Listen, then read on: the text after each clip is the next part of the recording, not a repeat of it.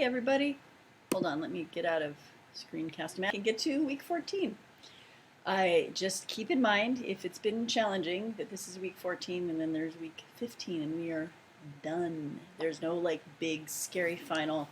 Some reflections on your experience, but really it's a pretty gentle end to what I'm sure for everyone has been a challenging semester, because there's all the normal stuff to learn and then there's a pandemic.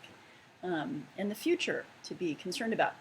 So this week, these modules are pretty small, which I think is also really helpful.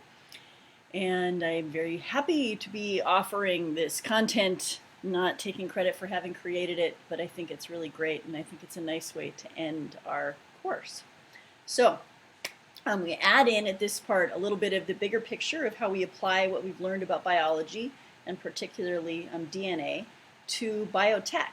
And I know for many years GMOs have been a big area of controversy and concern for people, rightfully so, but also a lot of misinformation.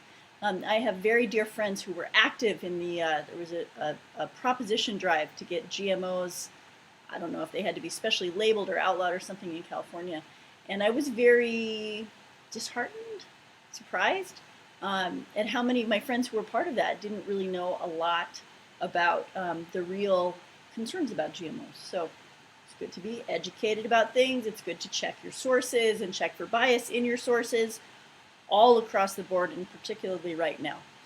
So start out with a couple soft chalks, biotech and medicine, and then mosquitoes, and a certain kind of biotechnology called a gene drive, which is a weird and confusing name for it, but you'll read about what it actually means in that soft chalk.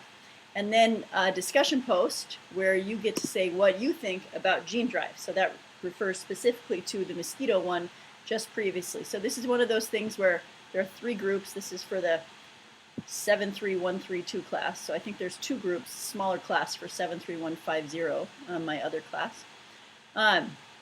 So the statement, gene drives should be used to control the spread of mosquitoes. Okay, pros and cons, why you think that, and ideally, you know, if you have concrete facts and details, of course, by now, you ought to understand that you need to provide a good reference, you know, using the proper citation, not just the URL, but like the author, when you viewed it, you know, all the information. If you go back, and I'm sorry that I can't remember where it was, but it's been multiple times previously in our Canvas course here, how to cite sources. Go back and find one of those pages, okay? Indeed, credible. Here's a little link that takes you back to how you assess the credibility of a source. So incredibly important. In-text citation. So, I don't know, this, quotations. No, parentheses. Sorry about that. These are parentheses. So you put, ideally, you know, it's the author's last name and the date. And right now I can't remember how you do it if it's a website. But you'll check, right? Because you need to know that. And yeah, anyway, so indeed, a full reference list at the end. Even if you just have one reference, you should include that with the full citation, bibliographic citation format at the end. And that is due Wednesday. I forgot to say that at the beginning. So the deal with this week is that it's Thanksgiving week. So whether you celebrate it, and really honestly, I really truly hope you are not going to gather with friends and loved ones from around the country or state right now, just because of the pandemic, and so many people are doing it, and it's just not the time for that. Please take care of your loved ones and yourself, and do it via Zoom or something. You know, it's just really important to still be rigorous. Soon, vaccine may be on the horizon, but not yet. So, but it is Thanksgiving week, and that means, you know, I was thinking, like, should I make it due Friday night? And that, you know, they have a little wiggle room. I'm like, yeah, but psychologically, everybody waits till the last minute to do stuff anyway. So I'd rather that you got it done. If you're one of those people that's like, oh, it's the due date, I'm going to wait till the last minute and get it done on Wednesday.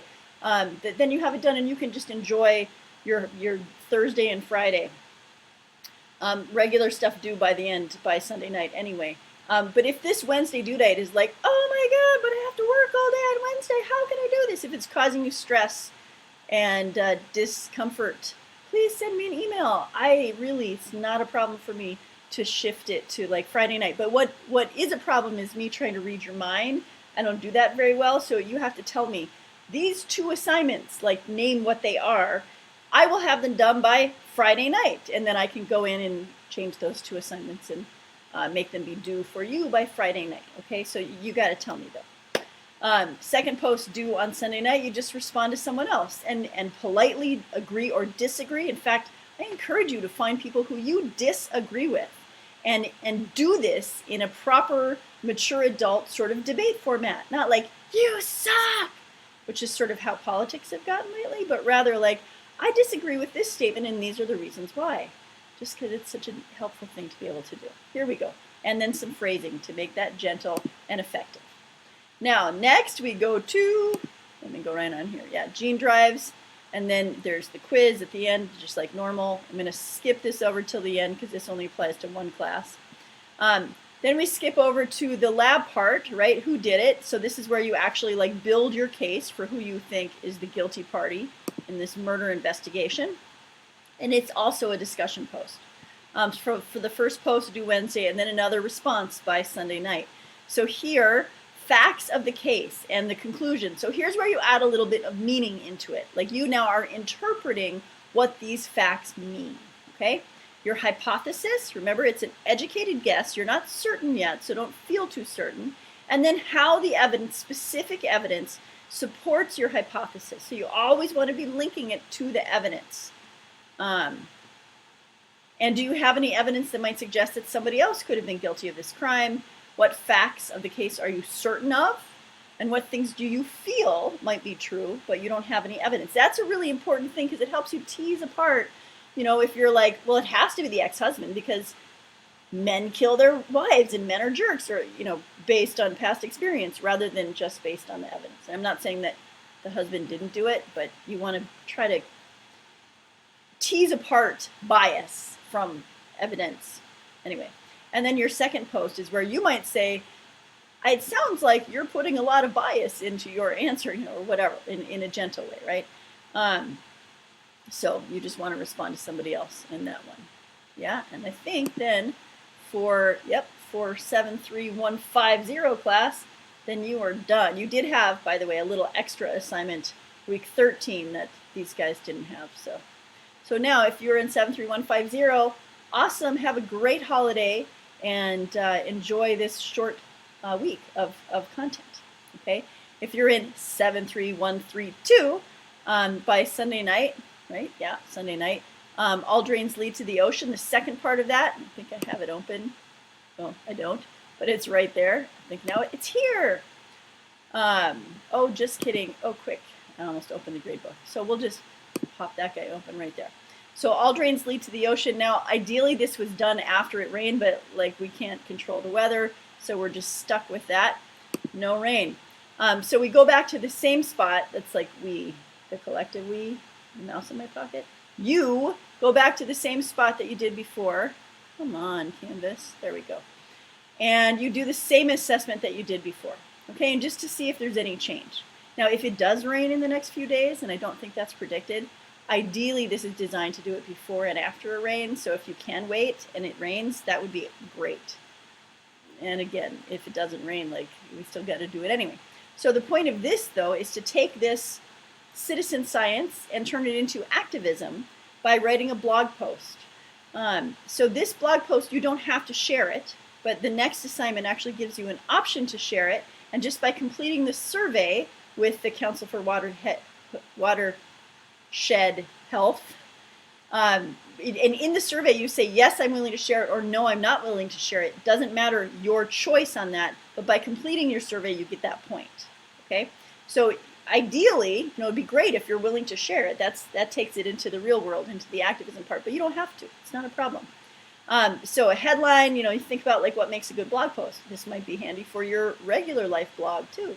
An engaging introduction, 1 or 2 paragraphs, a conclusion with at least one call to action, and then pictures of some of the trash, right? Or even, you know, more stuff on there.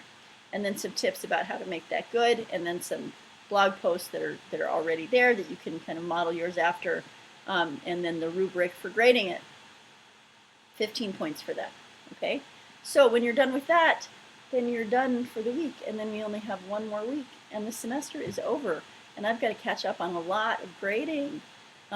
Anyway, I hope you have a great holiday, and you get your stuff done early, and then you can relax a little bit.